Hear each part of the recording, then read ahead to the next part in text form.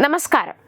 കാനഡയിൽ നടക്കുന്ന G7 ഉച്ചകോടിക്കിടെ Georgia മെലോണിക്ക് കൈകൊടുത്ത പ്രധാനമന്ത്രി നരേന്ദ്രമോദിയുടെ ചിത്രമാണ് ഇപ്പോൾ സോഷ്യൽ മീഡിയയിൽ വൈറലാകുന്നത്. കാനഡയിലെ കനാസ്കയിൽ നടന്ന 59ാമത് G7 ഉച്ചകോടിക്കിടെയായിരുന്നു പ്രധാനമന്ത്രി നരേന്ദ്രമോദി ഇറ്റാലിയൻ പ്രധാനമന്ത്രി ജോർജിയ മെലോണിയുമായി കൂടിക്കാഴ്ച നടത്തിയത്. മോദി ഇറ്റാലിയൻ പ്രധാനമന്ത്രിക്ക് കൈകൊടുത്ത ഒരു ഹ്രസ്വ സംഭാഷണം നടത്തി.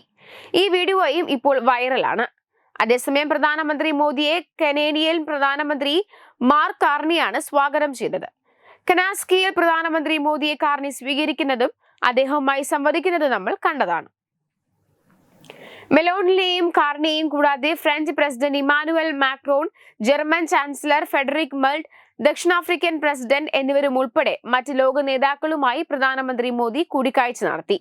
ലോക നേതാക്കളുമായുള്ള ഒരു ഹ്രസ്വ ആശയവിനിമയത്തിന് ശേഷം പ്രധാനമന്ത്രി നരേന്ദ്രമോദി കനാൻസ്കിയിൽ ഒരു ഗ്രൂപ്പ് ഫോട്ടോയ്ക്കായി അവരോടൊപ്പം ചേർന്നു.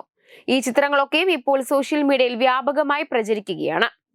കൂടാതെ ഫ്രഞ്ച് പ്രസിഡന്റ് ഇമാനുവൽ മാക്രോണുമായും മറ്റ് ലോക നേതാക്കളുമായും പ്രധാനമന്ത്രി മോദി ഉഭയകക്ഷി ചർച്ചകൾ നടത്തി.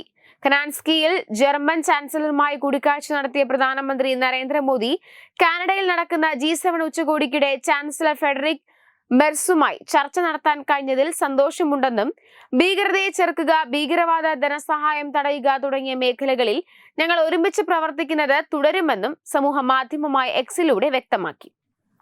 അതേസമയം 2025 മെയ് മാസത്തിൽ ചാൻസലർ മെർസ് അധികാരമേറ്റതിനു ശേഷം ഇരു നേതാക്കളും തമ്മിലുള്ള ആദ്യ കൂടിക്കാഴ്ചയായിരുന്നു ഇത്.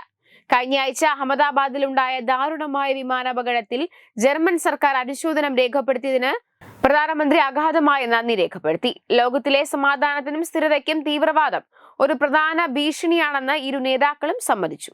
ഇക്കാര്യത്തിൽ തീവ്രവാദത്തിനെതിരായ പോരാട്ടത്തിൽ ഇന്ത്യയുടെ നടപടികളോട് ജർമ്മനി ശക്തമായ ഐക്യദാർഢ്യം പ്രകടിപ്പിക്കുകയും പിന്തുണയ്ക്കുകയും ചെയ്തതിന് പ്രധാനമന്ത്രി ചാൻസലർ മെർസിനോട് നന്ദി പറഞ്ഞതായി വിദേശകാര്യ മന്ത്രാലയം അറിയിച്ചു. വെബ് ഡെസ്ക് തത്വമൈ TV.